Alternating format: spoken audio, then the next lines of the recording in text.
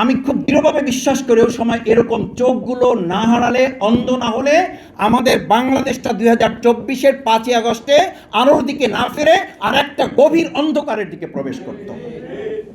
এই চোখগুলো আমাদের নতুন আলো দিয়েছে। সম্মানিত উপস্থিতি, আমি খুব ছোট কর্মী 24শে জুলাই আন্দোলনের।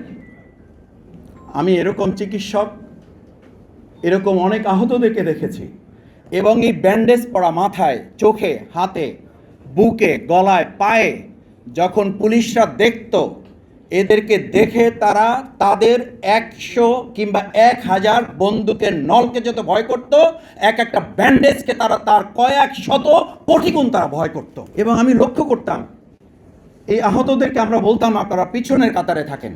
তারা বলতো যে আমাদের তো শেষ, আমরা শেষ হতে এসেছি, আমরা শেষ হব, আমরা শেষ হয়ে আমাদের এই বাংলাদেশকে এগিয়ে নিয়ে যাব।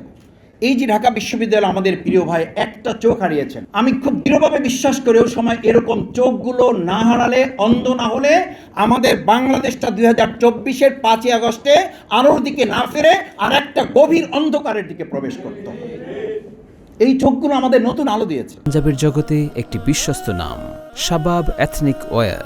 এই পাগুলো আমাদের বাংলাদেশটাকে নতুন করে আবার দাঁড়াতে শিখিয়েছে।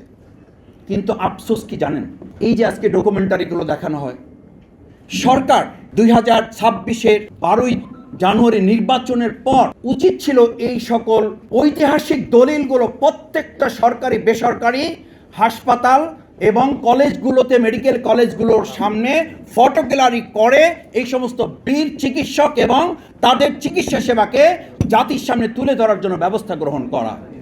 কিন্তু আমরা তা লক্ষ্য করেছি তার বিপরীতটা। কি বিপরীত লক্ষ্য করেছি? সিটি কর্পোরেশন উদ্যোগ নিয়ে তার কর্মীদেরকে দিয়ে আমাদের সেই সময় জুলাই যোদ্ধারা যে সুন্দর সুন্দর স্লোগান দিয়ে এক একটা স্লোগানের বারুদে এই জুলাই আগস্টের অভ্যুত্থান করেছিল, সেই জুলাই আগস্টের বারুদের যে স্লোগান সেগুলোকে মুছে দিয়ে সেখানে খুবই পরিকল্পিতভাবে বাংলাদেশের কিছু ন্যাচারাল সিনারি তুলে দিয়ে এমনভাবে বোঝাতে চেয়েছে যে আমাদের সেই জুলাই যোদ্ধাদের সেই সময়ের স্লোগানের চেয়ে এখন এই সিনারিগুলো গুরুত্বপূর্ণ। এর পিছনে মূল কথা হচ্ছে তারা জুলাইয়ের সেই স্মৃতিকে ভুলিয়ে দিতে চায়।